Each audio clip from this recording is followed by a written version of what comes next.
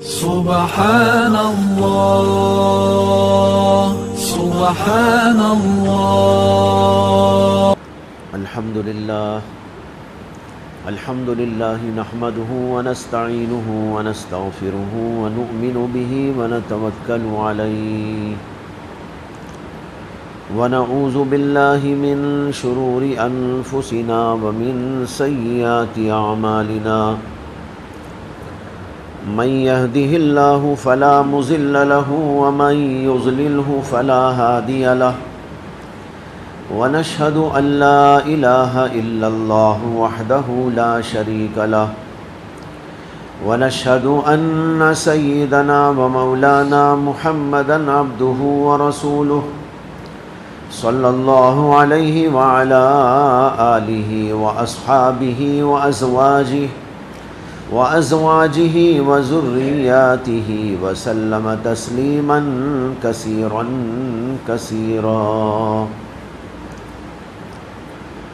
أما بعد فقد قال النبي صلى الله عليه وسلم: بادروا بالأعمال سبعا بادروا بالأعمال فتنا كقطع الليل المظلم يصبح الرجل مؤمنا ويمسي كافرا ويمسي مؤمنا ويصبح كافرا يبيع دينه بعرض من الدنيا قليل أو كما قال صلى الله عليه وسلم. اس کا آواز تھوڑا بڑا دو، آواز کم ہے.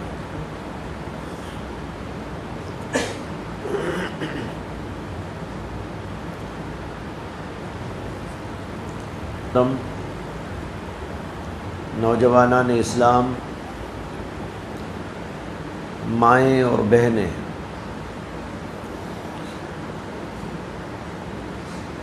میں نے ابھی آپ کے سامنے ایک حدیث پڑھی ہے. میں پہلے اس کا ترجمہ کرتا ہوں اور پھر اسی کی روشنی میں کچھ باتیں عرض کرنے کی کوشش کروں گا. حدیث یہ ہے کہ حضرت ابو ہریرہ رضی اللہ عنہ فرماتے ہیں کہ نبی اکرم صلی اللہ علیہ وسلم نے ارشاد فرمایا: بادروا بالاعمال فتنا، فتنوں کے آنے سے پہلے پہلے عمل کرنے میں جلدی کرو. کقطع اللیل المظلم، جو فتنے ایسے ہوں گے جیسے کہ رات کی اندھیری رات کی ٹکڑیاں.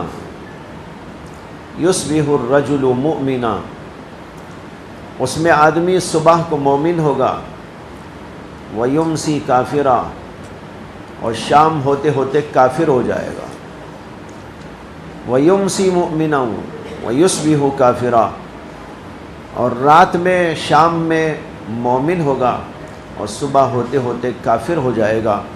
یبیع دینہ بعرض من الدنیا قلیل، اس لیے کہ وہ اپنے دین کو دنیا کے معمولی ٹکوں کے عوض میں بیچ دے گا. یہ ہے حدیث پاک اور اس کا ترجمہ. آج ہم دیکھ رہے ہیں کہ بڑے فتنے کا دور ہے، اور فتنے مختلف روپوں میں، مختلف انداز میں لوگوں کے سامنے آتے جا رہے ہیں، جو ہمارے ایمان کو، ہمارے اعمال کو، ہماری تہذیب، ہماری ثقافت کو چیلنج کر رہے ہیں. کوشش یہ کی جا رہی ہے غیروں کی طرف سے کہ مسلمان باقی نہ رہے. ہندوستان کے اندر مسلمان بن کر نہ رہے بلکہ ہندو بن جائے. وہ اپنے ایمان کو چھوڑ دے، اپنے بچوں کو بے ایمان بنا دے، اور اسلامی تہذیب اور اسلامی ثقافت ان کے پاس باقی نہ رہے. نہ ان کے پاس داڑھی باقی رہے، نہ ان کی نمازیں باقی رہیں، نہ ان کی اذانیں باقی رہیں، نہ ان کی تلاوت باقی رہے، نہ عورتوں کا حجاب باقی رہے. سب چیزیں ختم ہو کر ایک غیر مسلم کی طرح، ایک ہندو کی طرح مسلمان زندگی بسر کرے۔ یہ ان کا اس زمانے کا سب سے بڑا ایجنڈا ہے، اور اس ایجنڈے کو لے کر ہندو تنظیمیں اور یہاں کی حکومت بڑے بڑے ووٹ حاصل کر رہی ہے، لوگوں کے ذہنوں کو مسموم کر کے ان کو ایک خواب دکھا کر اپنی طرف مائل کرنے کی کوششیں کی جا رہی ہیں۔ یہ ہے سخت ترین فتنوں کا دور۔ حدیث میں یہ ابھی آپ نے پڑھا کہ اللہ کے نبی علیہ السلام نے فرمایا بادروا بالاعمال فتنہ، نیک عمل کرنے میں جلدی کرو فتنوں کے آنے سے پہلے پہلے۔ اور یہ فتنے کیسے آئیں گے؟ اللہ کے نبی علیہ السلام نے فرمایا کہ قطع اللیل المظلم، اندھیری اور تاریک رات کے اجزاء کی طرح۔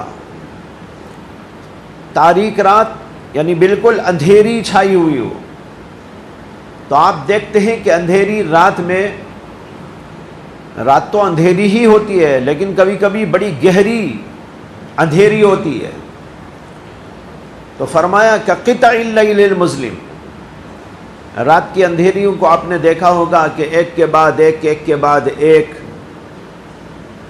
جم کر آتے رہتے ہیں۔ ایسا نہیں ہوتا کہ رات شروع ہوئی اور کچھ اس کے بعد میں اجالا آ گیا، اور پھر اس کے بعد اور رات آ گئی، پھر کچھ اجالا آ گیا۔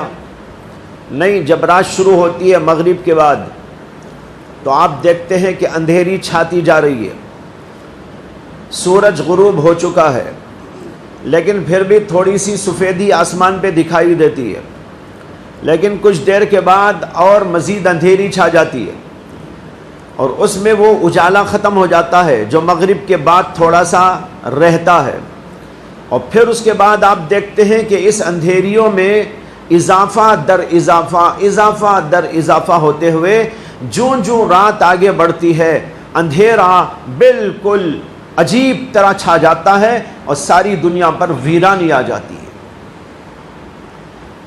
اللہ کے نبی علیہ السلام اسی کو مثال دے کر سمجھا رہے ہیں، جیسے رات کی اندھیریوں کے ٹکڑے یکے بعد دیگرے مسلسل آتے ہیں، اور ایک کے بعد دوسرا فتنہ، ایک کے بعد اندھیری کا دوسرا حصہ اور زیادہ سخت ہوتا ہے، اس کے بعد والا اس سے بھی زیادہ اندھیرا، اس کے بعد اس سے بھی زیادہ سخت اندھیرا، اس کے بعد اس سے بھی زیادہ سخت اندھیرا۔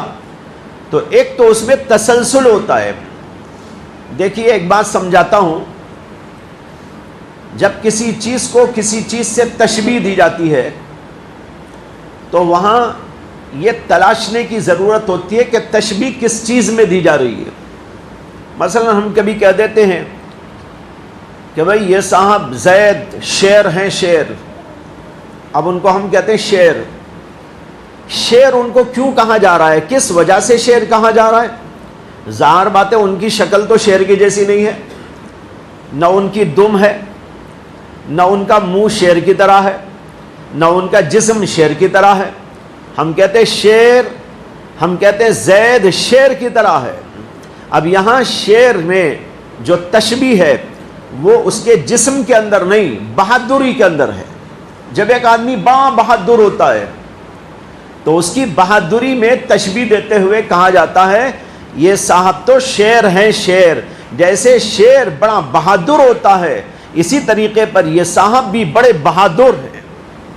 تو اب یہاں تشبیہ دینے کا مقصد شیر کی بہادری میں تشبیہ ہے، منہ میں، دم میں، جسم میں، اس کے ڈیزائن میں نہیں ہے۔ اب یہاں پر سمجھیے کہ اللہ کے نبی علیہ السلام نے جو فرمایا کہ ایسے ایسے فتنے آنے والے ہیں کقطع اللیل المظلم، جیسے کہ اندھیری رات کے اجزاء اور اندھیری رات کی ٹکڑیاں۔ تو اب یہاں پر ہمیں دیکھنا چاہیے کہ فتنوں کو اللہ کے نبی علیہ السلام نے رات کے ٹکڑوں سے تشبیہ دی ہے، تو یہ کس بات میں تشبیہ ہے؟ یہ دو باتوں میں تشبیہ ہے۔ ایک تو اس بات میں تشبیہ ہے کہ جیسے رات کی ٹکڑیاں یکے بعد دیگرے مسلسل آتی ہیں، اس میں بیچ میں کوئی گیپ نہیں ہوتا.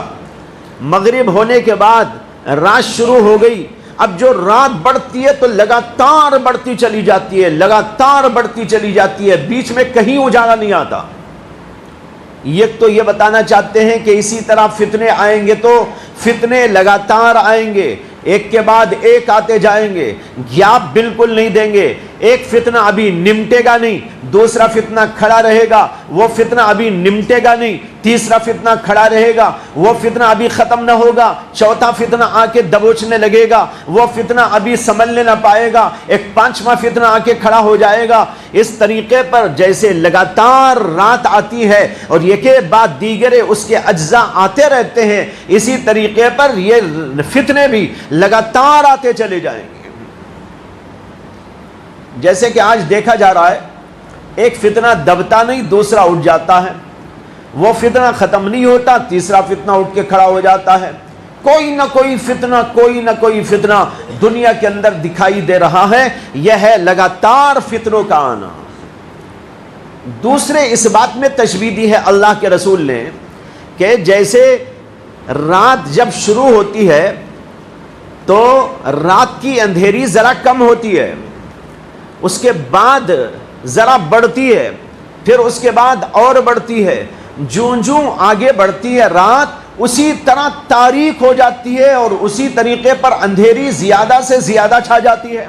مغرب کے بعد والی اندھیری ذرا کم، عشاء کے وقت کی اندھیری وہ اس سے زیادہ، اور اس کے بعد جب 10 بجے ہو جائیں گے اندھیرا اور زیادہ، 11 بج جائیں گے اور زیادہ، 12 بج جائیں گے اور زیادہ. یہ جس طرح لگاتار فتنے آتے ہیں، جس طرح لگاتار یہ ٹکڑیاں رات کی آتی ہیں اور ایک کے بعد دوسری تاریکی زیادہ بڑی ہوئی ہوتی ہے، اسی طریقے پر فتنے ایسا ہی آئیں گے کہ ایک فتنے کے بعد جو دوسرا فتنہ آئے گا وہ پہلے فتنے سے زیادہ سخت ہوگا.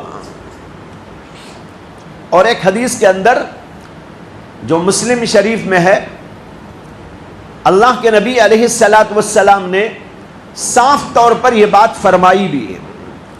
ایک حدیث ہے کہ اللہ کے نبی علیہ الصلاۃ والسلام نے فرمایا کہ جتنے پیغمبر دنیا میں آئے ان پیغمبروں پر یہ ضروری تھا کہ وہ اپنی امتوں کے لیے جس بات کو خیر سمجھتے ہیں وہ بھی اپنی امتوں کے سامنے بیان کر دیں، اور جو باتیں امت کے لیے ڈراؤنی اور شر اور فتنے کی ہو امتیوں کو اس سے بھی ڈرا دیں اور ان کو بتا دیں. اسی طرح میں بھی تم کو خیر کی باتیں بھی بتاتا ہوں، میں تم کو شر کی باتیں بھی بتاتا ہوں تاکہ تم اس سے بچ کے رہو. اور فرمایا کہ اس کے بعد فتنوں کا دور شروع ہوگا، اور اس طرح فتنوں کا دور آئے گا، یرقق بعضها بعضا، یہ حدیث کے الفاظ ہیں، یرقق بعضها بعضا. ایسے فتنوں کا دور آئے گا کہ پہلے فتنے کو بعد میں آنے والا فتنہ ہلکا کر دے گا. یرققو کا ترجمہ ہے ہلکا کر دے گا، معمولی کر دے گا. جو فتنہ بعد میں آئے گا وہ اتنا زبردست فتنہ ہوگا کہ پہلے فتنے کو وہ معمولی قرار دے گا، ارے بھائی وہ تو کوئی فتنہ نہیں تھا، اب جو آیا ہے بڑا زبردست فتنہ ہے. اب اس کے بعد جو اور فتنہ آئے گا وہ اس سے بھی زیادہ زبردست آئے گا. اور اس طریقے پر ہر بعد میں آنے والا فتنہ پہلے فتنے کو ہلکا کر دے گا اور بعد کا فتنہ اس سے زیادہ سخت اور اس سے زیادہ مصیبت بن کے آ جائے گا. اللہ کے نبی اسی حدیث میں فرماتے ہیں صلی اللہ علیہ وسلم کہ جب فتنہ آئے گا مومن کہے گا ہذہ مہلکتی، یہ فتنہ تو مجھے ہلاکت میں ڈال دے گا، اتنا زبردست فتنہ ہے، اتنا زبردست فتنہ ہے، یہ فتنہ تو ہمیں ہلاک کر کے چھوڑے گا. اللہ کے نبی صلی اللہ علیہ وسلم کہتے ہیں اس کے بعد وہ فتنہ ختم ہو جائے گا، اس کے بعد دوسرا فتنہ آئے گا تو مومن کہے گا یہ فتنہ ہے مجھ کو ہلاکت میں ڈالنے والا، لیکن وہ بھی ختم ہو جائے گا. پھر اس کے بعد تیسرا فتنہ آئے گا اور لوگ کہیں گے، مومن کہیں گے یہ فتنہ ہے بڑا زبردست فتنہ جو ہم کو ہلاکت میں ڈال کے چھوڑے گا.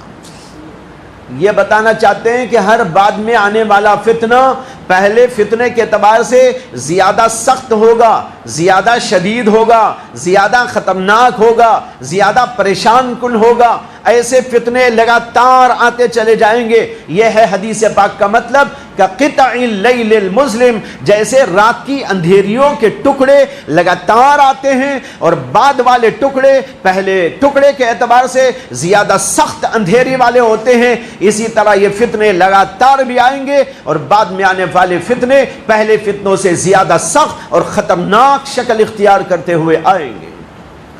نبی اکرم صلی اللہ علیہ وسلم فرماتے ہیں یصبح الرجل مؤمنا ویمسی کافرا، جب یہ فتنے آئیں گے، اس فتنوں کی ایک خاص بات یہ ہے، باتیں تو بہت ہوں گی، جب وہ فتنے آئیں گے لوگ کیسا ڈگمگائیں گے، کیسا متزلزل ہو جائیں گے، ایمان کے اعتبار سے کیسے خطرات ان کے لیے پیدا ہو جائیں گے، اور یہ امت کے لوگ کس طریقے پر غلط کاریوں میں، بدکاریوں میں، فحاشیوں میں، عریانیوں میں، گناہوں میں، معصیتوں میں کس طریقے پر جاتے رہیں گے، یہ تو اپنی جگہ پر ہے۔ اور سب سے زیادہ سخت ترین فتنہ یوں آئے گا، اللہ کے نبی علیہ السلام فرماتے ہیں یصبح الرجل مؤمنا ویمسی کافرا، کہ اس فتنے کے اندر ایک آدمی مومن ہوگا صبح میں اور شام ہوتے ہوتے کافر ہو جائے گا، بے نمازی ہوگا، یہ بھی ہوگا، شرابیں پئیں گے، یہ بھی ہوگا، جوا کھیلیں گے، یہ بھی ہوگا، لڑیں گے مریں گے، یہ بھی ہوگا، قتل و قتال اور قتل کا بازار گرم ہوگا، یہ بھی چلے گا۔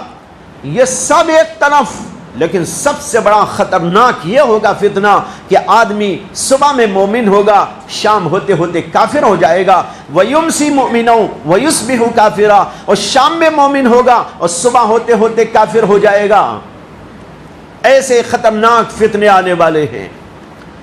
اس کے بعد یہ بتاتے ہیں نبی اکرم صلی اللہ علیہ وسلم کہ یہ مومن آدمی کافر کیوں ہو جائے گا؟ صبح کا مومن شام میں کافر، شام کا مومن صبح میں کافر، آخر کیوں بن جائے گا؟ اس کی وجہ سنو، اس کی علت معلوم کرو، اور اس سے سمجھ میں آ جائے گا کہ اس فتنے سے اگر ہمیں بچنا ہے تو ہمیں کیا کرنا پڑے گا۔ فرماتے ہیں یبیع دینہ بعرض من الدنیا قلیل، یہ اس لیے کافر ہو جائے گا کہ وہ اپنے ایمان کو دنیا کے معمولی سامان کے عوض میں بیچ دے گا۔ دنیا کی محبت آ جائے گی، دنیا کی چاہت دل میں پیدا ہو جائے گی، اسباب کی چاہت دل میں پیدا ہو جائے گی، مال دولت کی محبت دل میں پیدا ہو جائے گی، دنیا میں جینے کی حرص پیدا ہو جائے گی۔ اس لیے آدمی کیا کرے گا؟ ارے جائے دین جائے تو جائے، لیکن مجھے کچھ مال تو مل جائے، کچھ جائیداد تو مل جائے، مجھے مکان تو مل جائے، مجھے دکان تو مل جائے، مجھے پیسہ تو مل جائے، مجھے عورت تو مل جائے، مجھے فلاں چیز تو مل جائے۔ دنیا کی چیزوں کی خاطر، دنیا کے سامان کے عوض میں اپنے دین کو بیچنا گوارا کر لے گا۔ یہ ہے سب سے بڑا فتنہ جو پیش آنے والا، جس کی پیش گوئی کی ہے محمد عربی صلی اللہ علیہ وسلم نے، اور اس حدیث نے اس کو تشریح کے ساتھ بیان کر دیا جو میں نے دوسرے نمبر پر بیان کی، یرقق بعضها بعضا، کہ بعد میں آنے والا فتنہ پہلے فتنے کو مات کر دے گا اور اس کو ہلکا قرار دے دے گا۔ بھائیو بزرگو، اس حدیث کی روشنی میں سمجھنے کی ضرورت ہے کہ اللہ کے نبی علیہ السلام نے جن فتنوں کے بارے میں پیش گوئی کی تھی وہ فتنے آتے ہوئے دکھائی دے رہے ہیں۔ حالات اور حالات کا رخ بتا رہا ہے کہ مسلمانوں، سونے کا وقت نہیں ہے، بیدار ہونے کا وقت ہے، جاگنے کا وقت ہے، توجہ دینے کا وقت ہے، سنبھلنے کا وقت ہے، اپنے آپ کو سنبھالنے کا وقت ہے، خود کو سنبھالنا ہے، اپنی اولاد کو سنبھالنا ہے، اپنے بچوں کو سنبھالنا ہے، اپنے ماتحت لوگوں کو سنبھالنا ہے، یہ کام تم کو کرنا ہے۔ اس لیے غفلت کی نیند سے بیدار ہو جاؤ۔ دیکھو کیسے بڑے بڑے فتنے پیش آ رہے ہیں۔ بھائیو، فتنوں کا دور تو بہت پہلے سے شروع ہو چکا ہے۔ اللہ کے نبی علیہ السلام کے زمانے کے بعد ہی سے شروع ہو گیا۔ لیکن وہ فتنے ہلکے پھلکے معمولی قسم کے فتنے تھے۔ پہلے تو ایسے فتنے آئے کہ ان فتنوں کے اندر لوگ مستحبات کو چھوڑ دیتے تھے۔ مستحب کو چھوڑنا اس زمانے کے اندر فتنہ سمجھا جاتا تھا۔ ارے بھائی اس نے جو ہے مستحب کام کو چھوڑ دیا، انگلیوں کے خلال کو چھوڑ دیا، داڑھی کے خلال کو چھوڑ دیا، لوگ اسے بہت بڑا سمجھتے تھے۔ لیکن اس کے بعد اور فتنے آئے تو لوگوں نے فرضوں کو چھوڑنا شروع کر دیا۔ پھر اس کے بعد اور فتنے بڑھے تو لوگوں نے گناہ کے کام کرنے شروع کر ڈالے، شرابیں پی جانے لگی، جوا کھیلا جانے لگا، رشوت کی گرم بازاری ہو گئی، سود کی گرم بازاری ہو گئی، بے حیائی اور زناکاری کا عام سلسلہ دنیا میں جاری ہو گیا۔ یہ سارے کے سارے فتنے ہی فتنے ہیں، یہ سب دین کو ملیامٹ کرنے والے فتنے۔ حسد آ گیا، بغض آ گیا، کینہ آ گیا، ایک دوسرے سے لڑائی آ گئی، اختلافات پیدا کر لیے لوگوں نے۔ ایک حدیث میں آتا ہے نبی اکرم صلی اللہ علیہ وسلم نے فرمایا دب الیکم داء الامم من قبلکم، پچھلے زمانے کے لوگوں کی جو برائیاں تھیں اور جو ان کی بیماریاں تھیں، وہ بیماریاں تمہارے اندر بھی دبے پاؤں چلی آئی ہیں۔ دب الیکم داء الامم، پچھلی امتوں کی جو بیماریاں تھیں وہ تمہارے اندر بھی دبے پاؤں چلی آئی ہیں۔ وہ کیا؟ الحسد والبغضاء، حسد کی بیماری، بغض کی بیماری۔ اور فرمایا یہ حسد اور بغض مونڈنے والی ہے، مونڈنے والی، الحالقہ۔ پھر فرمایا میں یہ نہیں کہتا یہ سر کے بالوں کو مونڈ دیتی ہے، یہ تمہارے دین کو مونڈ دیتی ہے۔ یہ سب فطرے پلے، لیکن بھائیو اب اس سے بھی زیادہ سخت دور آ رہا ہے۔ علماء ہر زمانے میں تنبیہ کرتے آئے، نمازیں نہ چھوڑو، مستحبات کو نہ چھوڑو، سنتوں کی رعایت کرو، گناہوں کی طرف نہ جاؤ، چھوٹے گناہ ہو بڑے گناہ ہو، ہر گناہ سے دور رہنے کی کوشش کیا کرو، حسد سے، بغض سے، کینے سے، ان سب چیزوں سے دور ہو جاؤ، اپنے سینوں کو ان سے پاک رکھو، صاف رکھو، اور اختلافات میں نہ پڑو، ایک دوسرے کے رد و قد میں نہ پڑو، ایک دوسرے کو گلے سے ملاؤ۔ معمولی معمولی باتوں پر باپ بیٹے میں جھگڑا ہو جائے، بھائی بھائی کے اندر جھگڑا پیدا ہو جائے، خاندان خاندان کے اندر جھگڑے پیدا ہو جائے، یہ سب کے سب زمانے جاہلیت کے طریقے تھے، اس سے تم باز آ جاؤ۔ لیکن لوگوں کا حال یہ ہے کہ ان فتنوں پر جب تنبیہ کی جاتی ہے تو ان فتنوں سے بچنے کی کوشش نہیں کرتے اور برابر کرتے چلے آ رہے ہیں، یہاں تک کہ بھائیوں اب ایسا دور دکھائی دے رہا ہے اور قریب سے دکھائی دے رہا ہے کہ بہت قریب آنے والا وہ دور ہے جو ہمارے ایمانوں کو ملیامٹ کر کے رکھ دینے والا ہے۔ ہندوستان کے اندر جو صورتحال اس وقت میں ہے سب جان رہے ہیں۔ اب تو خبریں کوئی معمولی بات نہیں رہی، ہر جگہ پر جو غیر معمولی بات نہیں رہی، معمولی ہو گئی۔ ہر آدمی دیکھتا ہے، ہر آدمی سنتا ہے، واٹس ایپ کا زمانہ ہے اور موبائل فون کا زمانہ ہے، انٹرنیٹ کا زمانہ ہے، ٹی ویوں کا زمانہ ہے، مختلف اسباب ذرائع اور وسائل ہر جگہ پر میسر ہیں، اور ان کے ذریعے سے آدمی مختلف جگہ کی خبریں، حالات روز روز معلوم کرتا رہتا ہے، بلکہ دن میں 50 دفعہ معلوم کر لیتا ہے۔ پہلا زمانہ تو ایسا تھا ایک جگہ کی خبر دوسری جگہ کو ملنے کے لیے مہینے بلکہ کبھی تو سال لگ جاتے تھے، سالوں میں بھی پتہ نہ چلتا تھا عرب کے اندر کیا ہوا، امریکہ کے اندر کیا ہوا، امریکہ میں کیا ہوا، سال گزر جاتا لیکن یہاں کسی کو پتہ نہ چلتا تھا۔ لیکن اب تو لمحوں کی خبر ایک جگہ سے دوسری جگہ کو منتقل ہوتی ہے اور سارے کے سارے جانتے ہیں کہ کیا ہو رہا ہے۔ تو ہم کو یہ معلوم ہے کہ اس وقت ہندوستان کے اندر کیا نقشہ بنتا جا رہا ہے۔ مسلمانوں کی ثقافت کو، ان کی تہذیب کو، ان کے آثار کو، بلکہ ان کے ایمان کو، ان کے اعمال کو، ان کے طریقوں کو، ان کے حجاب کو، ان کی داڑھی کو، ان کے انداز زندگی کو، سب چیزوں کو چیلنج کیا جا رہا ہے. چیلنج کر کے یہ بتانا چاہتے ہیں کہ تم ہندوستان میں اگر رہنا چاہتے ہو تو تم اپنی ثقافت کے ساتھ، اپنی تہذیب کے ساتھ، اپنے شناخت کے ساتھ، اپنے ایمان کے ساتھ، اپنے اسلام کے ساتھ، اپنی عبادات کے ساتھ، اپنی اذانوں کے ساتھ، اپنی نمازوں کے ساتھ، اپنے ذکر و تلاوت کے ساتھ، اپنے جھبے قبے کے ساتھ، اپنی داڑھی کے ساتھ، اپنے مسواک کے ساتھ تم یہاں زندگی نہیں کر سکتے. تمہیں سب چیزوں کو چھوڑنا پڑے گا. یہ چیلنج کیا جا رہا ہے، صاف صاف کہا جا رہا ہے. ابھی قریب میں ایک بچے کو جو ایک مسجد سے نکل کے جا رہا تھا، لے جا کے اس کو پکڑ کے مارا گیا. لے جانے والا پولیس مین اور اس کو مارا، اور اتنا مارا کہ وہ بے ہوش جیسا ہو گیا. اور اس سے کہا جا رہا تھا مورتیوں کو دکھا کر پولیس اسٹیشن کے اندر کہ ان مورتیوں کا تمہیں نام لینا ہوگا، اللہ کا نام تمہیں چھوڑنا ہوگا. اگر تم ہندوستان میں رہنا چاہتے ہو یا نہیں تو تم پاکستان چلے جاؤ.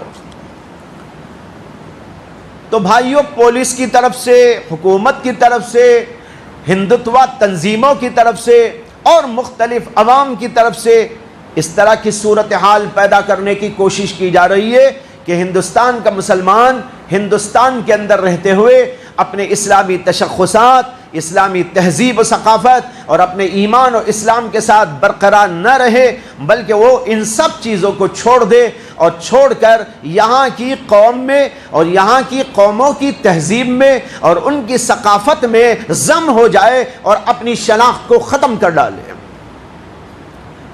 یہ ہے جو فتنہ قریب سے قریب تر آتا جا رہا ہے. اور اسی سلسلے میں نیو ایجوکیشن پالیسی تیار کی گئی ہے، یعنی ایک تعلیمی پالیسی جس کے اندر تعلیم کا معیار تو بلند ہوگا، لیکن اسی کے ساتھ ساتھ اس تعلیمی پالیسی کے تحت پڑھنے والا بچہ اپنے ایمان پر، اپنی تہذیب و ثقافت پر برقرار نہ رہ سکے، ایسا اس کو پڑھایا جائے گا.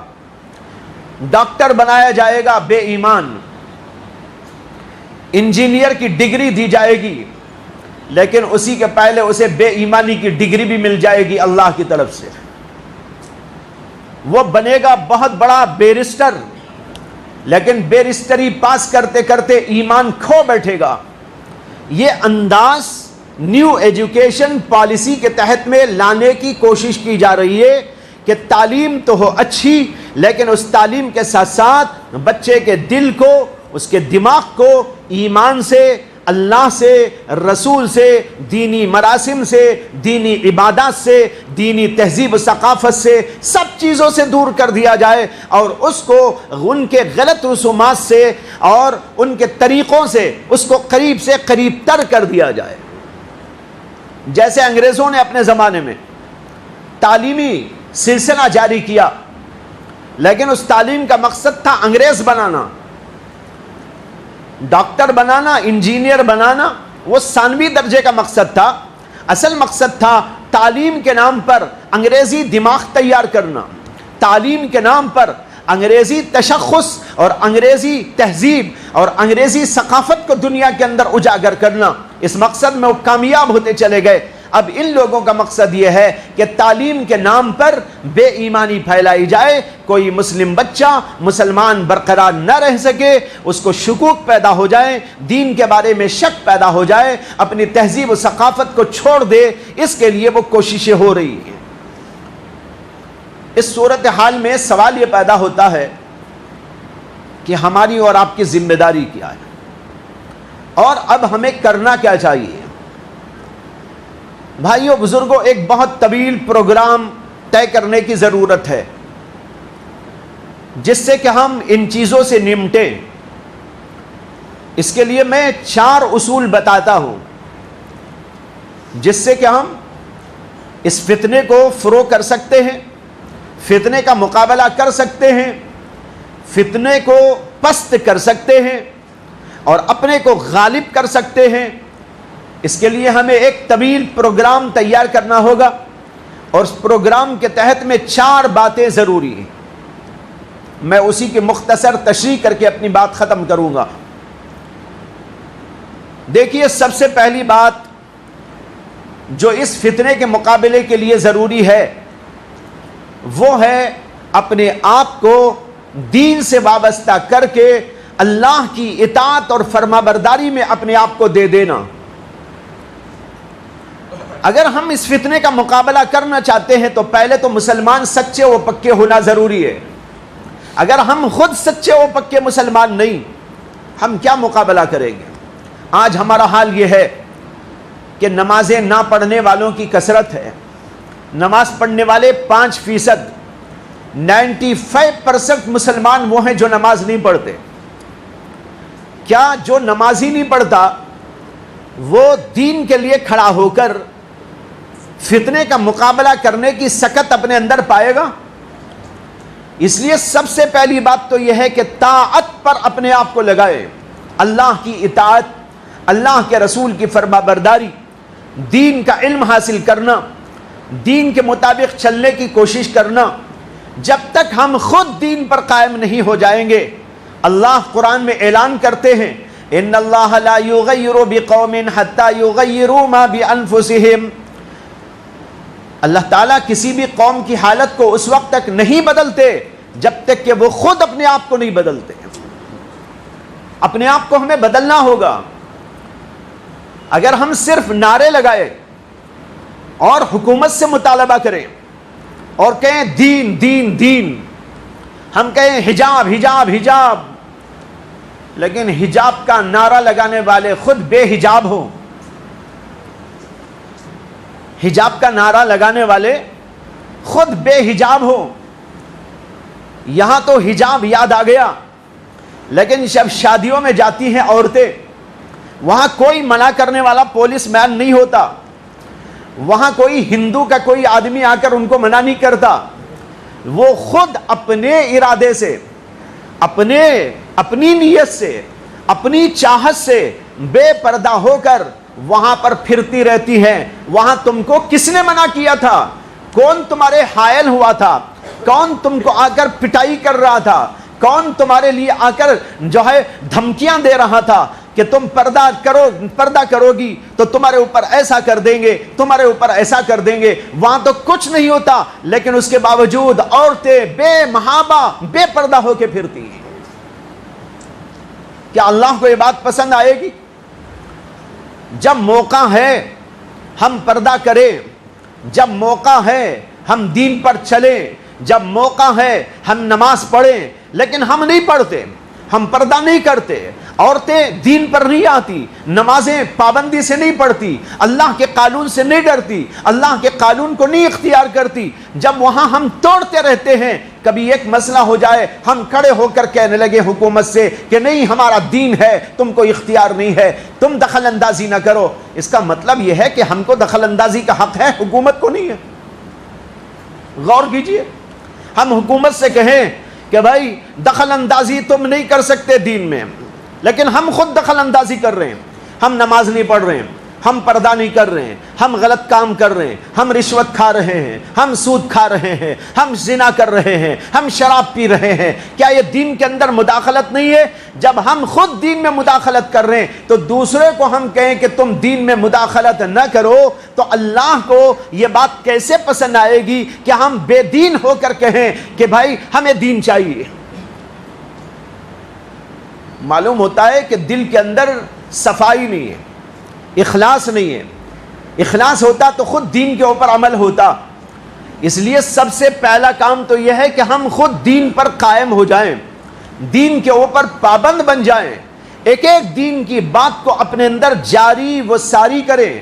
اپنے گھروں میں دین ہو، اپنے بچوں میں دین ہو، اپنی عورتوں میں دین ہو، خود ہمارے اندر دین ہو، بازاروں میں دین ہو، ہماری تجارت منڈیاں یہ سب کے سب حلال و حرام کی تمیز کے ساتھ میں چل رہی ہو، ہمارے ہاں کوئی غلط مال نہ آ رہا ہو، رشوت کا مال نہ لیا جا رہا ہو، سود کا مال نہ لیا جا رہا ہو، سود لیا بھی نہ جائے، دیا بھی نہ جائے، یہ سب اصول پر ہم خود عمل پیرا ہو، تب جا کر اللہ کی طرف سے رحمتیں نازل ہوتی ہیں، اور اگر ہم نے اللہ کی اطاعت نہیں کی تو پھر اللہ کی طرف سے رحمت نازل نہیں ہو سکتی۔ میں عورتوں سے بھی کہوں گا، عورتیں بھی اپنے آپ کو پابند بنائیں، نمازوں کی پابندی، پردے کی پابندی۔ پردہ عورت کے لیے بہت ہی اہم ترین چیز ہے، اور پردے میں جیسے سر کو ڈھانکنا ہے، اسی کے ساتھ ساتھ چہرے کو بھی ڈھانکنا ہے۔ چہرہ کھول کر صرف سر ڈھانک کر چلے جانا یہ اسلام کا پردہ نہیں ہے۔ پوری طرح پورا پردہ جو اسلام میں ہے وہ سر کو بھی ڈھانکنا ہے، غیر کے سامنے جائیں تو اپنے چہرے کو بھی ڈھانکنا ہے۔ چہرے کا پردہ سر کے پردے سے بھی زیادہ اہم ہے۔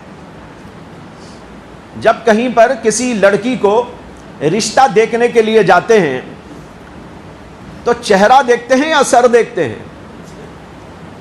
کیا دیکھتے ہیں بھائی؟ آپ کے ہاں کیا دیکھتے ہیں؟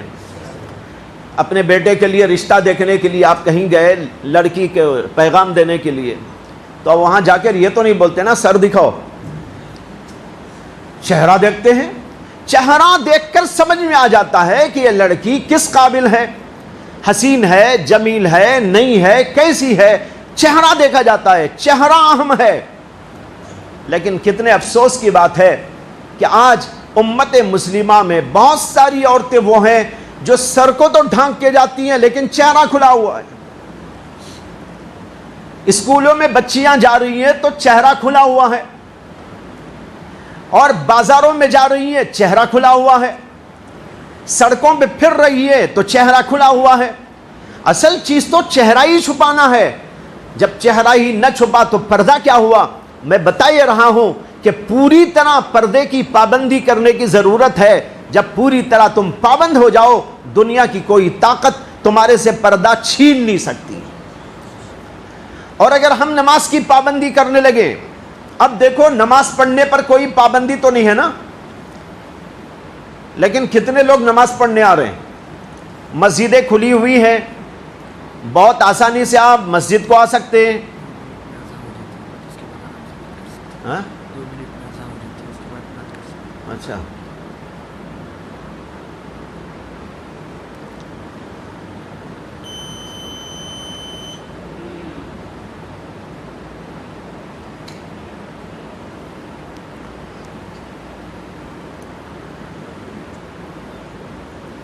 اللهم رب هذه الدعوة التامة والصلاة القائمة آت محمدا الوسيلة والفضيلة وبعثه مقام محمودا الذي وعدته إنك لا تخلف الميعاد۔ تو میں یہ عرض کر رہا تھا کہ آج ہمارے لیے مسجدیں کھلی ہوئی ہیں، مسجدوں میں اذان دی جاتی ہے، عورتیں اپنے گھروں کے اندر بہت آسانی کے ساتھ نماز پڑھ سکتی ہیں، لیکن اس کے باوجود بے شمار لوگ ایسے ہیں جو نماز نہیں پڑھتے۔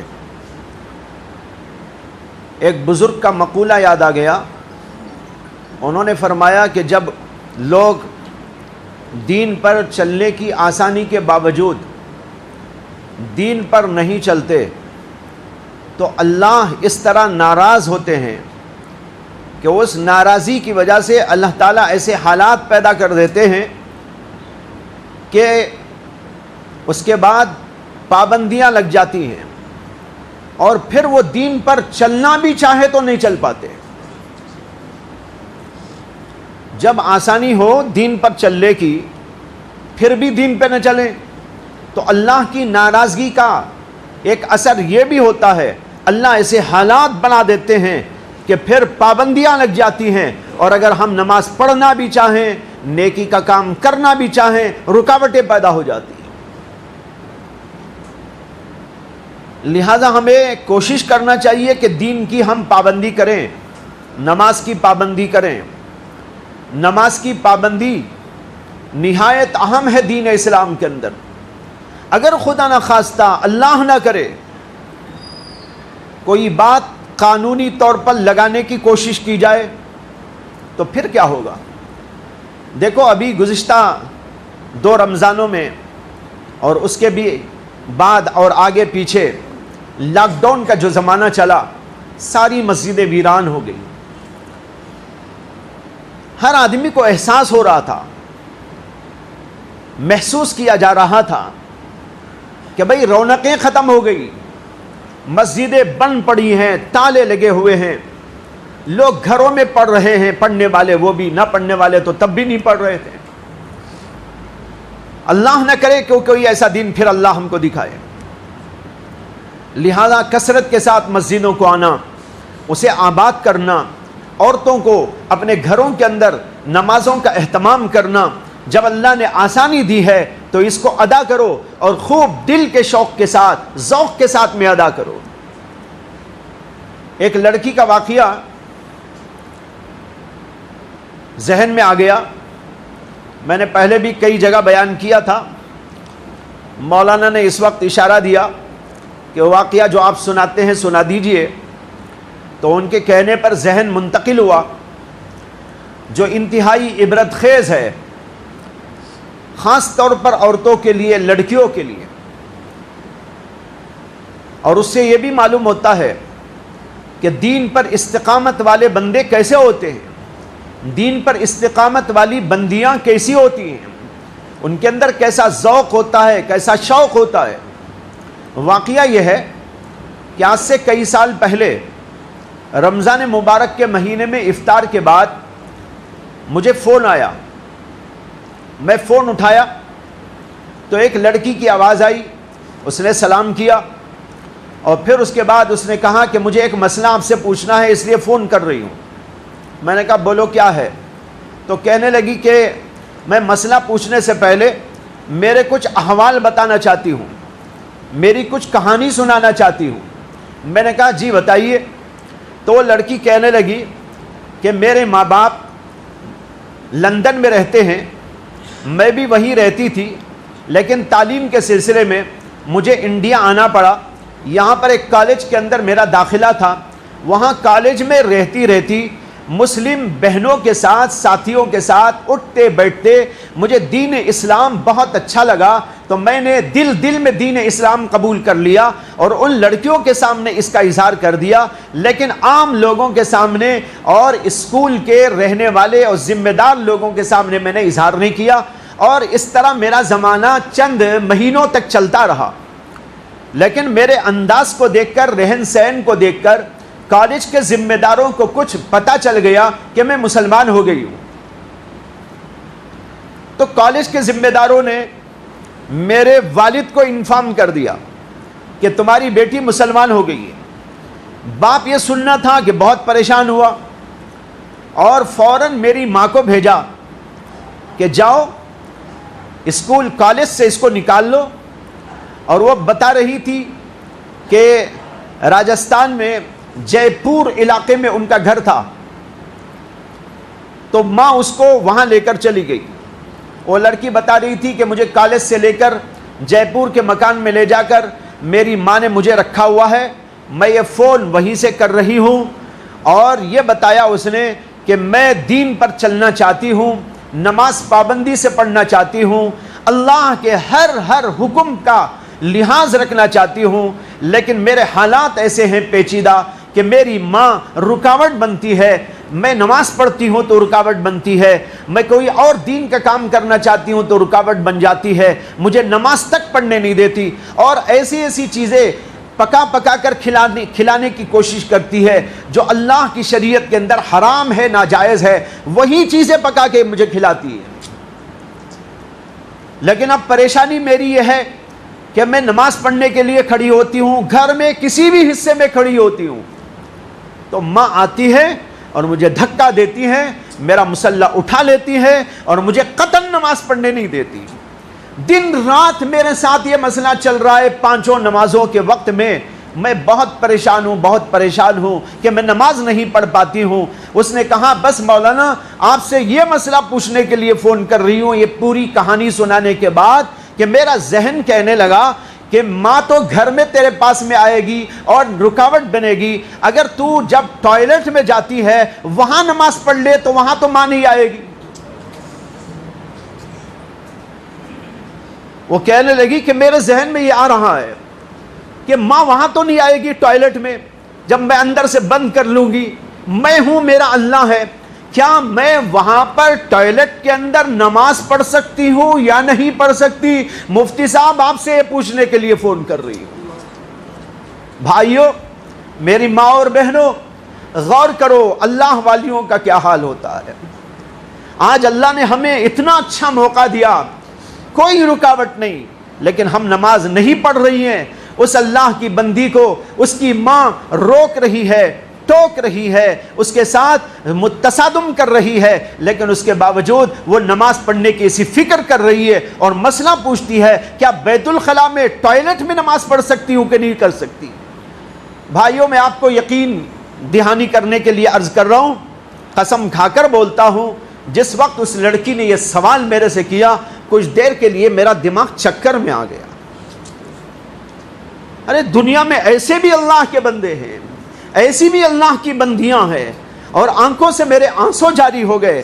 اور پھر میں نے اس کو سمجھنے کے بعد میں کہا کہ بیٹی تم بلا کسی اس کے جاؤ نماز پڑھو بیت الخلاء میں، اگر کہیں پر جگہ ہے اس کو اچھا صاف کر لینا، موٹی سی چادر لے جا کے رکھ لینا، اس کو بچھا کے اس کے اوپر نماز پڑھو۔ اور میں نے اس سے ایک بات یہ بھی کہی، میرا یقین ہے کہ تمہاری وہ ٹوائلٹ کی جو نماز ہوگی وہ ہماری مسجدوں میں پڑھی جانے والی 1000 رکعتوں سے افضل ہوگی، اسی کو نماز عشق ہے، اللہ کے عشق میں پڑھی جا رہی ہے۔ میں یہاں بیٹھی ہوئی عورتوں سے، میری ماں اور بہنوں سے گزارش کروں گا کہ اپنے آپ کو دین پر ایسا مستقیم بنانے کی کوشش کرو، حالات کچھ بھی آئیں، حالات کیسے بھی آپ سے ٹکر لے، لیکن آپ اللہ کے دین پر قائم و دائم رہنے کی کوشش کرو، اللہ کی مدد آئے گی اور اللہ چینج کر دے گا۔ حالات بدلنا تو اللہ کے اختیار میں ہے، ہمارے اختیار میں نہیں ہے۔ اپنے آپ کو بدلنا ہمارے اختیار میں ہے۔ لوگوں کا بھی عجیب حال ہے، جو ہمارے اختیار میں نہیں وہ کرنا چاہتے ہیں، جو اپنے اختیار میں ہے وہ کرنا نہیں چاہتے۔ ہمارے اختیار میں ہے، نمازی ہم بن سکتے ہیں، عورتیں اپنا پردہ خود کر سکتی ہیں، تلاوت ہم کر سکتے ہیں، دین پر ہم چل سکتے ہیں، ہمارے اختیار میں اللہ نے ہمیں دیا۔ لیکن کیا باہر کے حالات کو بدلنا ہمارے اختیار میں ہے؟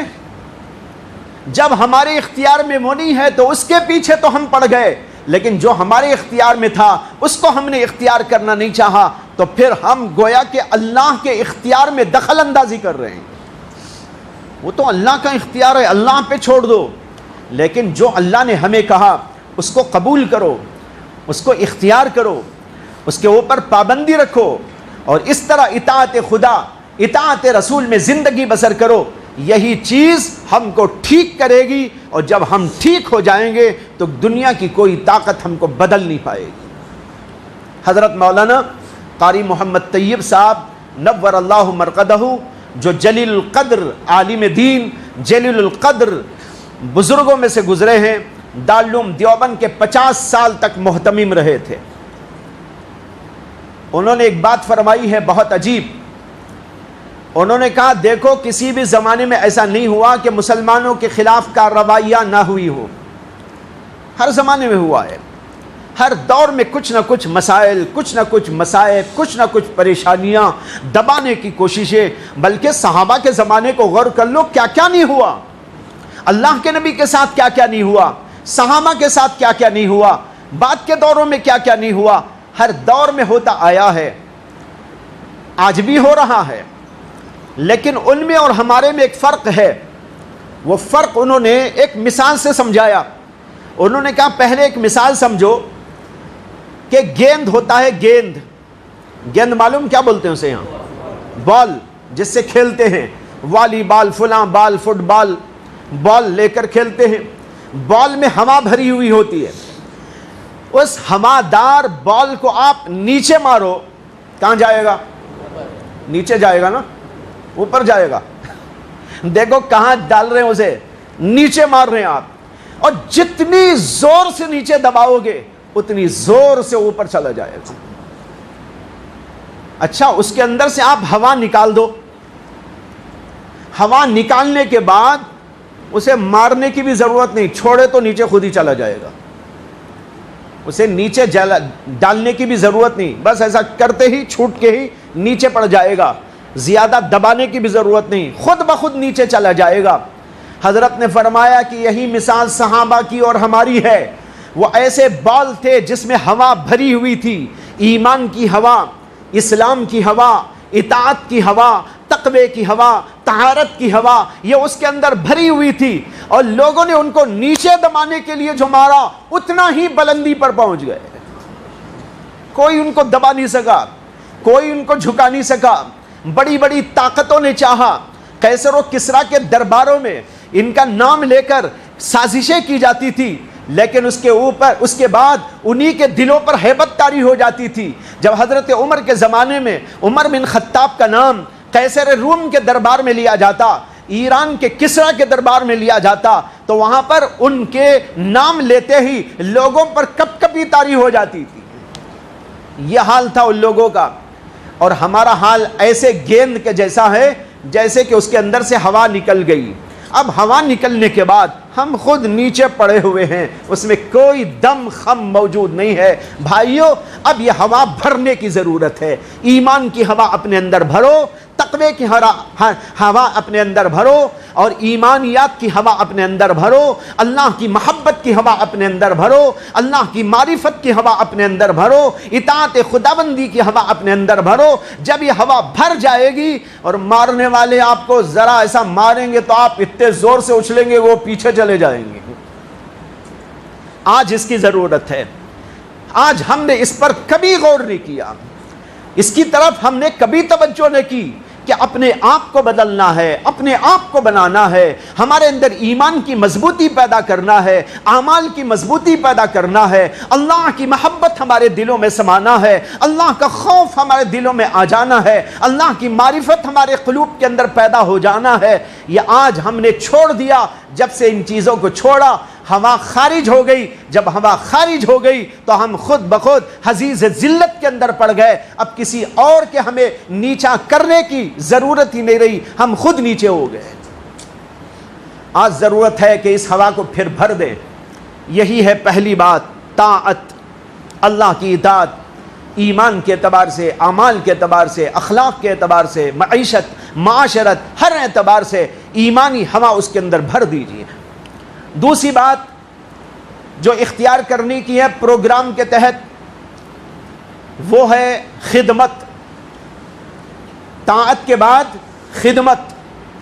خدمت، مخلوق کی خدمت، لوگوں کو دینا، یتیموں کی خبرگیری، بیواؤں مسکینوں کی خبرگیری، چاہے وہ مسلمان ہو چاہے وہ مسلمان نہ ہو، انسانیت کے نام پر خدمت خلق کا مظاہرہ کیا جائے، خوب ان کی امداد کی جائے، اور اپنے جان سے، اپنے مال سے، اور اپنی ہر طرح کی قوتوں کے ذریعے سے خدمت خلق کا فریضہ انجام دیا جائے۔ یہ خدمت خلق کا فریضہ وہ ہے جو دلوں کو موہ لیتا ہے، جو دلوں کو نرم کر دیتا ہے، جو دلوں کے اندر محبت گھسا دیتا ہے۔ مشہور ہے الانسان عبد الاحسان، انسان احسان کا بندہ ہوتا ہے، احسان کا غلام ہوتا ہے۔ جب آپ احسان کریں گے، غیروں پر بھی احسان کریں گے، کافروں پر احسان کریں گے، مشرکوں پر احسان کریں گے، غیر قوموں کے ساتھ اچھا سلوک کریں گے، ان کے ساتھ بڑے اچھے اخلاق کے ساتھ میں پیش آئیں گے، اور ان کی خدمت کریں گے، مال بھی ان کو دیں گے، کپڑے کی ضرورت والے کو کپڑا پہنچائیں گے، کھانے کی ضرورت والے کو کھانا پہنچائیں گے، جسے پانی دینا ہے اسے پانی دیں گے، دوا دارو کا انتظام کریں گے، گھر بھار کا انتظام کریں گے، تو بھائیو ایک نہ ایک دن ان کے دلوں کے اندر آپ کی اور اسلام کی محبت گھس جائے۔ جو ماحول آج بنا ہوا ہے، یہ ماحول آپ کا اپنا ہو جائے گا۔ اب تو آپ کو ایسا لگ رہا ہے کہ وہ غیر ہیں، ہم الگ ہیں، اور یہ لگ رہا ہے وہ ہمارے دشمن ہیں، لیکن اللہ نے قرآن میں فرمایا کہ کوئی آدمی برائی کرے تو برائی کا بدلہ برائی سے نہ دینا، برائی کا بدلہ برائی سے نہ دینا، برائی کا بدلہ نیکیوں کے ذریعے دو۔ نتیجہ یہ ہوگا کہ جو تمہارا سخت ترین دشمن ہے کأنہ ولی حمیم، وہ تمہارا جگری دوست بن جائے گا۔ یہ قرآن کی آیت ہے۔ قرآن میں اللہ نے کہا کہ برائی کا بدلہ برائی سے نہ دو۔ اگر کوئی پتھر مارتا ہے تو ہم پتھر نہیں ماریں گے، اگر کوئی ہم سے بدسلوکی کرتا ہے تو ہم نہیں کریں گے، ہمارے ساتھ کوئی الٹی سیدھی حرکت کرتا ہے تو ہم وہ حرکت نہیں کریں گے۔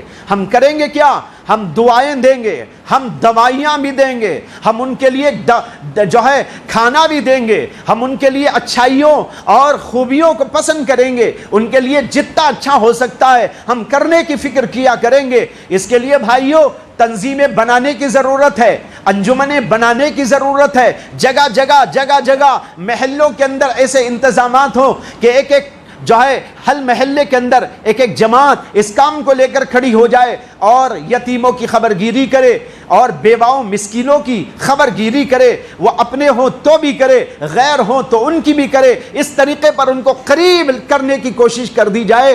یہ کوشش بڑی بارآور کوشش ہوتی ہے اور اس کا نتیجہ بڑا اچھا ہوتا ہے، اور اللہ کے نبی علیہ السلام نے فرمایا خیر الناس من ينفع الناس، بہترین انسان وہ ہوتا ہے جو انسانوں کو نفع پہنچاتا ہے۔ خیر الناس من ينفع الناس حدیث کے جملے ہیں، بہترین انسان وہ ہوتا ہے جو لوگوں کو نفع پہنچایا کرتا ہے۔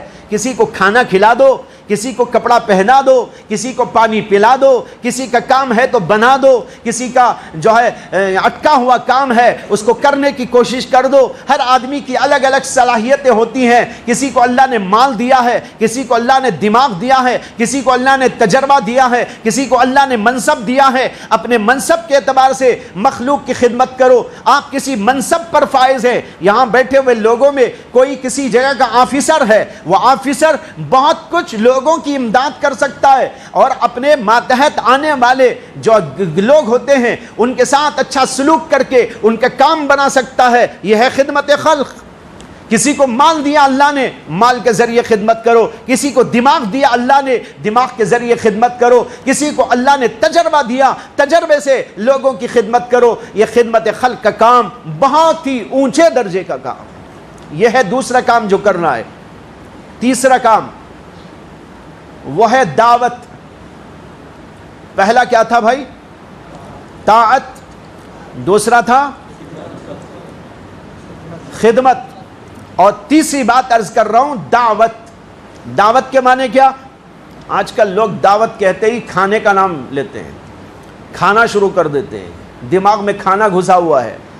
ہم کھانے کے لیے نہیں آئے دنیا میں، ہم دعوت کے لیے آئے ہیں۔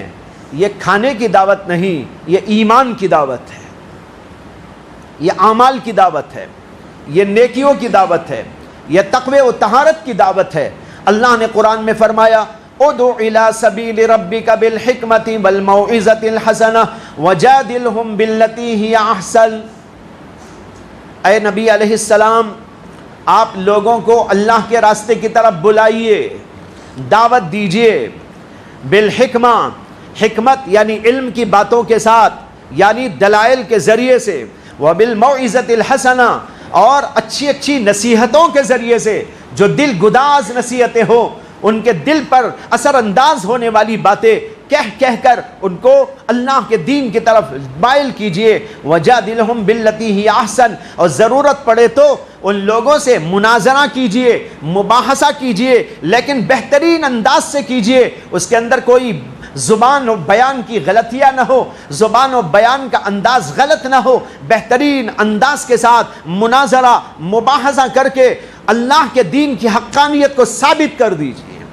یہ ہے دعوت اللہ کے تین طریقے: دلائل کے ساتھ گفتگو کرنا، موعظت حسنہ کے ساتھ لوگوں کو بلانا، مناظرہ مباحثہ کر کے اسلام کی اور ایمان کی حقانیت کو ثابت کر دینا۔ یہ تین طریقوں سے اللہ کے نبی سے کہا گیا لوگوں کو دعوت دو، لوگوں کو اللہ کے دین کی طرف مائل کرو اور بلاؤ۔ آج اس کام کی بڑی سخت ترین ضرورت ہے۔ آج تک یہ کام ہندوستان میں اس پیمانے پر نہیں ہوا جس پیمانے پر ہونا چاہیے تھا۔ جو جماعتیں کام کرتی ہے، تبلیغی جماعت کام کرتی ہے، اور بھی بہت سارے لوگ کام کرتے ہیں، علماء دعوتی کام کرتے ہیں، خطبہ دعوتی کام کرتے ہیں، واعظین دعوتی کام کرتے ہیں، لیکن یہ جو کچھ کام ہوتا ہے وہ اپنے لوگوں میں ہوتا ہے، مسلمانوں میں ہوتا ہے، لیکن دوسرے لوگوں کو آج تک ہم نے نہیں بتایا کہ دین کیا ہے، اسلام کیا ہے، محمد صلی اللہ علیہ وسلم کون ہے، اللہ کون ہے، اللہ کی کیا خصوصیات ہے، دین اسلام نے کیا پیش کیا ہے، دین اسلام کی صداقتیں کیا ہیں، اس کی حقانیتیں کیا ہیں، اس کے اندر کیا کیا باتیں آئی ہیں جو تمام دنیائے انسانیت کی بھلائی کی ہیں، آج ہم نے اس کو اپنے پاس رکھا ہوا ہے، بلکہ ہم میں سے بھی بہت سے ایسے ہیں جو اس کو اٹھا کے آج تک دیکھے نہیں، طاق نسیان پہ رکھا ہوا ہے۔ جب اس کو پڑھیں گے، دیکھیں گے اور سمجھیں گے، پھر اس کے بعد دوسروں کے سامنے پیش کریں گے، یہ ہے بھائیو قرآن، یہ ہے بھائیو دین، جس کے اندر یہ بھلائی ہے، جس کے اندر تمہارے لیے خصوصیت ہے، تم اس کو قبول کرو تو یہ فائدہ ہے، تم اس کو قبول کرو تو انسان بن جاؤ گے، حقیقت کے اعتبار سے انسان بن جاؤ گے۔ ان کو بتانے کی ضرورت تھی، آج تک ہم نے نہیں بتایا۔ اللہ کون، وہ بھی ہم نے نہیں بتایا۔ اذانیں ہوتی ہیں، لیکن اذان عربی میں ہوتی ہے، سننے والے اسے غلط انداز سے سن رہے ہیں۔ میں آپ کو یہ واقعہ سناتا ہوں۔ ایک صاحب میرے پاس آتے تھے جو نو مسلم تھے، پہلے وہ عیسائی تھے، بعد میں مسلمان ہو گئے تھے، کبھی مسلمان ہوئے تھے میرے سے ملنے سے بھی بہت پہلے۔ وہ میرے پاس آنے جانے لگے اور انہوں نے بتایا کہ میں نو مسلم ہوں، آتے بیٹھتے کچھ پوچھ پاچھ کرتے، مسائل کی تحقیق کرتے۔ ایک دن میں نے ان سے پوچھا کہ آپ مسلمان جو ہوئے کس بنیاد پر ہوئے، کیا چیز دیکھ کر ہوئے؟ تو انہوں نے اپنا عجیب قصہ سنایا۔ انہوں نے کہا کہ مفتی صاحب، میرا گھر جو ہے فریزرٹاؤن میں تھا، فریزرٹاؤن محلہ ہے، تو کہا کہ فریزرٹاؤن میں میرا گھر تھا اور فریزرٹاؤن کی مسجد کے قریب ہی تھا، وہاں سے اذان کی آواز ہمیشہ سنتا تھا، زمانے سے سنتا آیا۔ تو کبھی کبھی دل میں چڑ پیدا ہوتی تھی، دل کہتا کہ بے مسلمان لوگ کیوں زور زور سے اذان دیتے ہیں، یہ ان کا اپنا پرائیویٹ معاملہ ہے، مسجد کے دائرے میں ہونا چاہیے، اندر ہونا چاہیے۔ ہم صبح میں سوتے رہتے ہیں، یہ زور زور سے کچھ بولتے ہیں، کبھی ظہر کا وقت ہوتا ہے، دوپہری کا وقت، اس میں زور زور سے بولتے ہیں، کبھی ہم دن میں آرام کرتے رہتے ہیں، زور زور سے یہ کچھ بولتے رہتے ہیں، یہ کیا بولتے ہیں آخر؟ کہتے ہیں مجھے بار بار چڑ پیدا ہوتی تھی، جب یہ ان کی کوئی عبادت ہے، مسجد کے دائرے میں ہونا چاہیے، اندر ہونا چاہیے، باہر کیوں ساری دنیا کو کیوں سناتے؟ کہتے ہیں کہ دل میں ایسا کبھی کبھی آتا تھا۔ ایک دن ایسے ہی بات آئی میرے دل میں کہ مسلمانوں کو کیا ہوا کہ زور زور سے بولتے ہیں۔ اچانک دل کے اندر ایک سوال پیدا ہو گیا، وہی سوال دراصل ان کی ہدایت کا ذریعہ بن گیا۔ کہتے ہیں میرے دل میں ایک سوال آیا کہ مسلمان لوگ جو زور زور سے اذان دیتے ہیں، لاؤڈ اسپیکر پر اذان دیتے ہیں اور اپنی آواز اتنی دور دور تک پہنچاتے ہیں، ذرا جا کے معلوم کرنا چاہیے کہ بھائی کیا تم ہمارے سے کچھ بولنا چاہتے ہو کیا واقعی؟ اگر تمہارا پرائیویٹ معاملہ ہوتا تو اندر بول لیتے، جب اوپر سے بول رہے ہیں تو شاید ہم کو بھی کچھ بولنا چاہتے ہیں۔ یہ ہماری غلط فہمی ہے کہ ہم نے ان کو جو ہے پوچھا نہیں جا کر۔ آج میں جا کر پوچھوں گا کہ اس کا مطلب کیا ہے، تم ہمارے سے کیا بولنا چاہتے ہو؟ کہتے ہیں یہ دل میں سوال آ گیا۔ تو سوال آیا تو کہتے ہیں کہ میں بازو ایک صاحب تھے میرے پڑوس میں، وہ بھی مسلمان تھے، میں ان کے گھر کو گیا، تعلقات تھے پہلے سے، الیک سلیک ہوتی رہتی تھی۔ کہتے ہیں میں دروازہ کھٹکھٹایا اور جا کر میں نے ان سے کہا کہ بھائی میں کچھ بات کرنے آیا ہوں۔ انہوں نے بلایا، بٹھایا، پھر کہا کیا بات ہے؟ کہا کہ یہ جو اذان آپ کے ہاں سے ہوتی ہے زور زور سے 5 وقت ہوتی ہے، ہم بہت پریشان ہوتے ہیں، کبھی ہماری عورتیں کام کاج میں رہتی ہے، کوئی سوتا رہتا ہے، کوئی بوڑھا رہتا ہے، کبھی بچے رہتے ہیں، اذان کی آواز سن کے پریشان ہو جاتے ہیں، یہ سب کچھ ہوتا رہتا ہے۔ بس میں یہ پوچھنے کے لیے آیا ہوں، یہ آپ لوگ جو زور زور سے بولتے ہیں شاید ہم کو بھی کچھ بتانا چاہتے ہیں، اگر ہم سے کچھ بتانا چاہتے ہیں تو اس کا مطلب آپ کیا ہے بتائیے، میں اس کا مطلب معلوم کرنے آیا ہوں۔ وہ صاحب مجھے بتا رہے تھے افسوس کے ساتھ کہ جب میں اپنے پڑوسی بھائی سے پوچھنے لگا تو وہ بھی بغلیں جھانکنے لگا اور کہنے لگا اس کا مطلب مجھے بھی نہیں معلوم ہے۔ اب بھی یہاں بھی بہت سے ہوں گے جن کو اذان کا مطلب نہیں معلوم، کیا بولا جاتا ہے اذان میں نہیں معلوم۔ پھر انہوں نے کہا کہ ایسا کرتے ہیں کہ جو ہے ہم جائیں گے ہمارے امام صاحب کے پاس، مسجد ہی میں چلے جائیں گے اور وہاں جا کر امام صاحب ہی سے پوچھ لیں گے۔ انہوں نے کہا بہت اچھا۔ اب اس کے بعد یہ دونوں مل کر وہ مسلمان صاحب امام صاحب کی خدمت میں ان کو لے کر گئے اور سلام علیکم کے بعد بیٹھ گئے، اور پھر انہوں نے اپنا سوال رکھا کہ جو ہے آپ لوگ جو اذان دیتے ہیں زور زور سے، یہ زور سے کیوں دیتے ہیں؟ آپ کا اپنا پرائیویٹ معاملہ ہے تو مسجد تک آپ کو رکھنا چاہیے تھا، زور سے بولتے ہیں تو کیا ہم کو بولنا چاہتے ہیں؟ اگر کچھ ہم سے بولنا ہے تو آپ اس کا مطلب بیان کیجئے کیا ہے۔ وہ صاحب مجھے کہہ رہے تھے کہ میں نے جب یہ سوال کیا، وہ امام صاحب وہ کون تھے انہوں نے مجھے وہ تو نہیں بتایا وہ کون امام، میں بھی ان کو نہیں پہچانتا۔ انہوں نے کہا وہ امام صاحب مجھے بٹھا کر سمجھانے لگے۔ پہلے تو انہوں نے کہا کہ ہاں بھائی، یہ صرف ہمارا اپنا نہیں ہے، یہ پیغام پوری دنیا کو ہم دینا چاہتے ہیں، ہر آدمی کو دینا چاہتے ہیں، ہر مذہب کے آدمی کو ہم بتانا چاہتے ہیں، اس یہ اوپر سے اعلان کیا جاتا ہے ساری دنیا کو سنانے کے لیے۔ اور کیا اس کا مطلب ہے وہ اب سن لو۔ یہ کہہ کر انہوں نے اللہ اکبر کی تفسیر بیان کی، اشہد ان لا الہ الا اللہ کا مفہوم واضح کیا، اشہد ان محمد رسول اللہ کا مطلب بتایا، اللہ کے نبی کی سیرت بیان کی، نبی اکرم صلی اللہ علیہ وسلم کے اوصاف بیان کیے، پھر حی علی الصلاۃ، حی علی الفلاح، ان سب چیزوں کی تشریح کی۔ کہتے ہیں کہ جو وہ مولانا صاحب اللہ کی بڑائی بیان کر رہے تھے، محمد صلی اللہ علیہ وسلم کی سیرت بیان کر رہے تھے، اذان کا مفہوم واضح کر رہے تھے، جیسے جیسے بیان کر رہے تھے میرا دل اندر سے قبول کرتا جا رہا تھا، اور اسی مجلس میں ایمان لے آیا۔ بھائیو، اذان کی تاثیر آج بھی ہے، آج ہم خود نہیں سمجھ رہے۔ بہرحال میں بتائے رہا ہوں، آج دعوت اللہ کا کام کرنے کی ضرورت ہے۔ بہت بڑے پیمانے پر نہ کیجئے۔ آپ کا کوئی ساتھی ہوگا، آپ کا کوئی کولیگ ہوگا، آپ کا کوئی جو ہے ساتھ والا ہوگا، اور کوئی آپ کا بزنس مین آپ کا ساتھی ہوگا، جب چلتے پھرتے اٹھتے بیٹھتے میل ملاقات ہوتی ہے، کچھ نہ کچھ دین کے بارے میں ان کو بتاتے جائیے، اسلام کے بارے میں بتاتے جائیے، اللہ کے بارے میں بتاتے جائیے۔ اللہ کے بارے میں ان کو خبر نہیں کہ ہم اللہ کسے کہتے ہیں۔ حضرت مولانا ابو الحسن علی ندوی نور اللہ مرقدہ نے اپنا قصہ بیان کیا ہے کہ ایک دفعہ میں سفر کر رہا تھا ٹرین میں، اور اسی ٹرین کے کمپارٹمنٹ کے اندر کچھ غیر مسلم لوگ بھی بیٹھے ہوئے تھے، ان سے بات چیت ہو رہی تھی۔ نماز کا وقت ہو گیا تو کہتے ہیں کہ ہم لوگ اٹھ کر نماز پڑھنے لگے، میں بھی میرا ساتھی، ہم نے نماز پڑھی، ایک آدمی نے نماز پڑھائی، دوسرے نے نماز پڑھی۔ نماز پڑھانے والا کہہ رہا تھا اللہ اکبر اللہ اکبر اللہ اکبر، جھکتے ہوئے اٹھتے ہوئے تکبیر تحریمہ میں، رکوع میں، سجدے میں اللہ اکبر اللہ اکبر۔ کہتے ہیں جب ہم نماز سے فارغ ہو کے پھر بیٹھے تو ان لوگوں میں سے ایک آدمی کہنے لگا کہ مولانا آپ لوگ اکبر بادشاہ کا نام نماز میں کیوں لیتے ہیں؟ کیا پوچھا؟ آپ لوگ اکبر بادشاہ کا نام نماز میں کیوں لیتے ہیں؟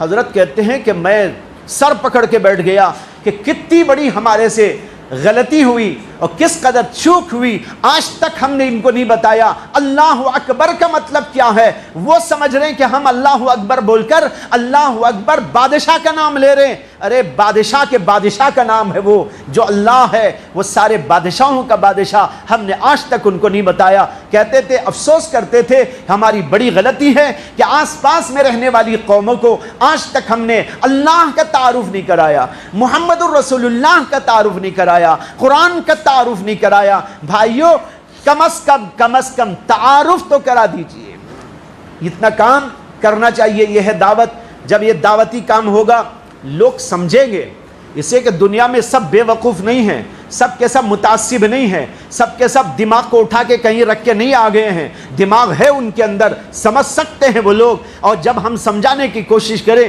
کچھ نہ کچھ اس کے اثرات مرتب ہوں گے، اور اس کا اثر کم از کم اتنا ہوگا دشمنیاں ختم ہو جائیں گی۔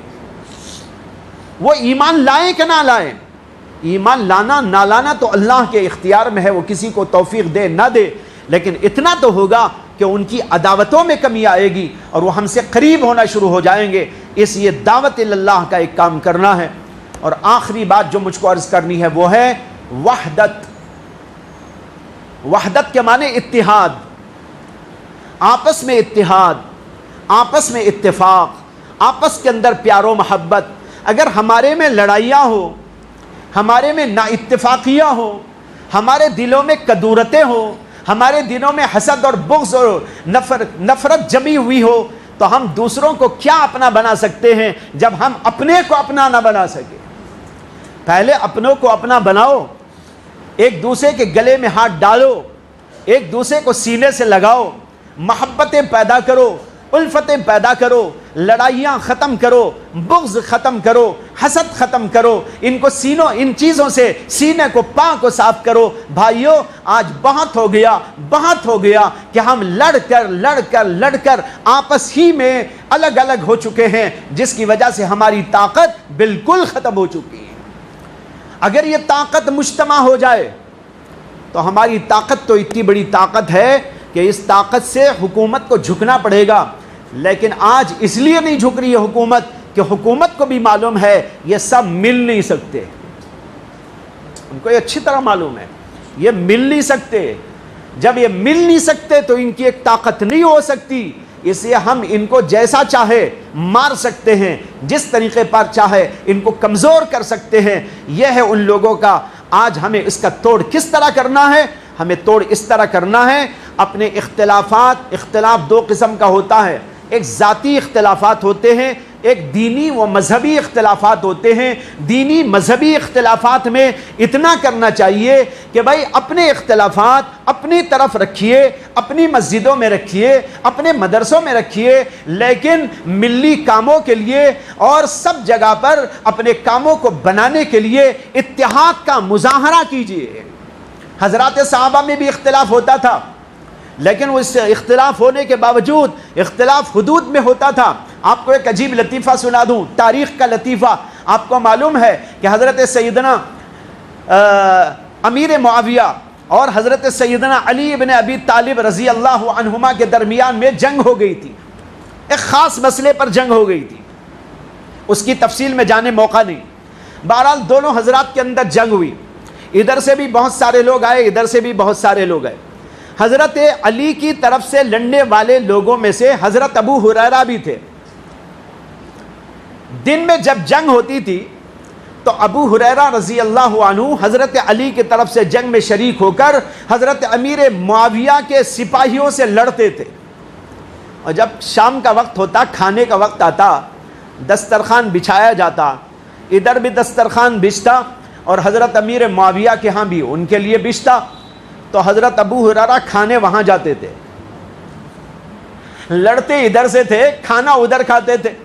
اور حضرت امیر معاویہ کا دل دیکھیے، وہ جانتے ہیں کہ یہ لڑتے ہیں حضرت علی کے ساتھ مل کر میرے سے، لیکن جب وہ دسترخوان پر آتے ان کو اپنے سامنے بٹھاتے اور پلیٹ میں ڈال ڈال کر کھلاتے. ابو ہریرہ یہ لو، ابو ہریرہ یہ بھی ذرا کھاؤ، ابو ہریرہ اور مزید کھاؤ، یہ کہہ کر کھلاتے تھے.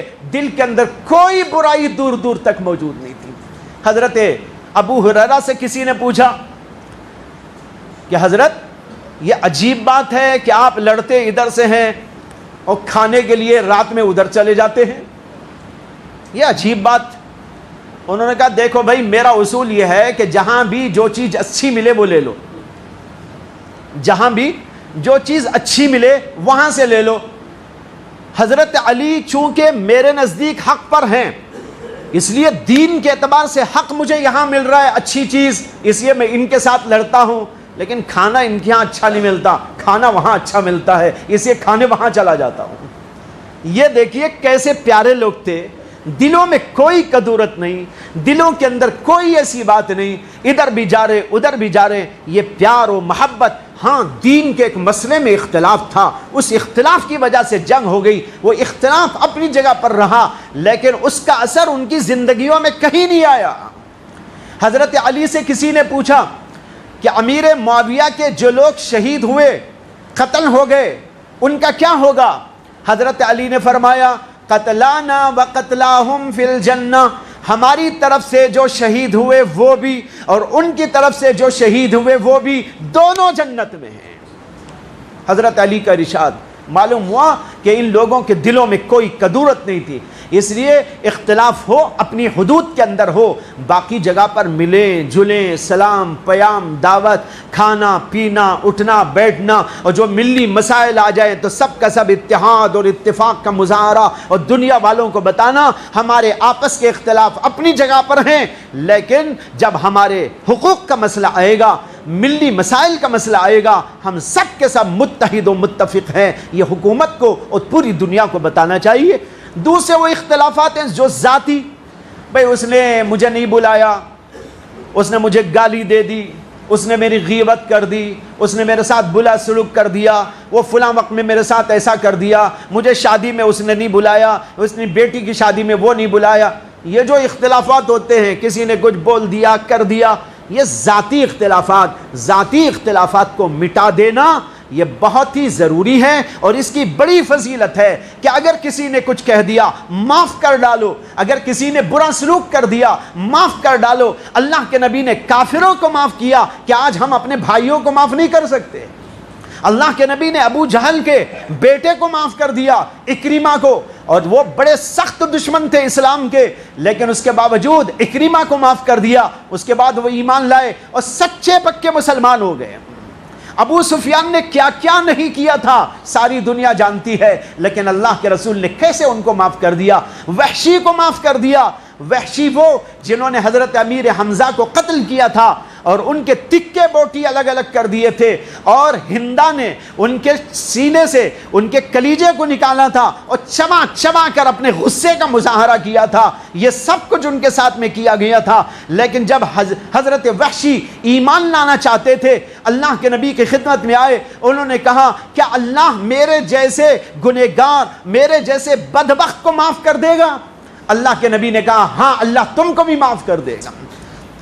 قرآن میں آیت نازل ہو گئی، اللہ نے کہا اس کو بھی کہہ دو، سنا دو وحشی کو کہ میں اس کو بھی معاف کر سکتا ہوں۔ اللہ نے معاف کیا، اللہ کے رسول نے معاف کیا، لیکن اتنا کہہ دیا اللہ کے رسول نے کہ وحشی تمہارا ایمان معتبر ہو گیا، اللہ نے تم کو معاف کر ڈالا، لیکن دیکھو جب تم میرے سامنے آتے ہو نا تو اس وقت میں میرے چچا کا وہ منظر میرے سامنے آتا ہے اور اس کی وجہ سے میرا دل دکھنے لگتا ہے، اس لیے تم میرے سامنے نہ آیا کرو۔ وحشی اس کے بعد دور کونے میں بیٹھتے تھے، اللہ کے نبی کی نگاہیں نہ پڑیں، لیکن ادھر سے بیٹھ کر اللہ کے نبی کے چہرے کو دیکھ لیا کرتے تھے۔ تو بھائیو، یہ ہے اسلام، پاکیزہ اسلام، محبت والا اسلام، اتفاق اور پیار والا اسلام۔ آج سب کے سب کو متحد متفق ہو کر اس طرح پیار اور اتفاق کا مظاہرہ کرنے کی ضرورت ہے۔ یہ 4 اصول اپنی زندگی میں اختیار کیجئے، اس کے لیے مباحثے کیجئے، اس کے لیے مذاکرے کیجئے، اس کے لیے جو ہے میٹنگیں کیجئے، اس کے لیے کارروائی کو آگے بڑھنے کے لیے کچھ سبیلیں پیدا کیجئے۔ 4 باتیں جو میں نے کہی وہ کیا؟ ایک طاعت یعنی دین پر خود مضبوط ہونا، اور دوسرے میں نے کہا تھا خدمت یعنی تمام مخلوق کی خدمت مختلف ذریعوں سے کر کر ان کے دلوں کو جیتنے کی کوشش کرنا، اور تیسری بات میں نے کی تھی دعوت یعنی اللہ کے دین کے پیغام کو لوگوں تک پہنچانے کی کوشش کرنا، اور آخری بات اتحاد اور اتفاق اپنے اندر پیدا کرنا۔ اللہ سے دعا ہے کہ اللہ تبارک و تعالی مجھے بھی آپ کو بھی ان باتوں پر عمل کی توفیق عطا فرمائے، اور اس کے ذریعے سے اللہ تعالی یہاں کے حالات کو درست فرمائے اور اطمینان اور سکون کی زندگی ہم سب کو عطا فرمائے، پکے ایمان اور پکے طور پر اسلام کی زندگی عطا فرمائے۔ وآخر دعوانا الحمدللہ رب العالمین۔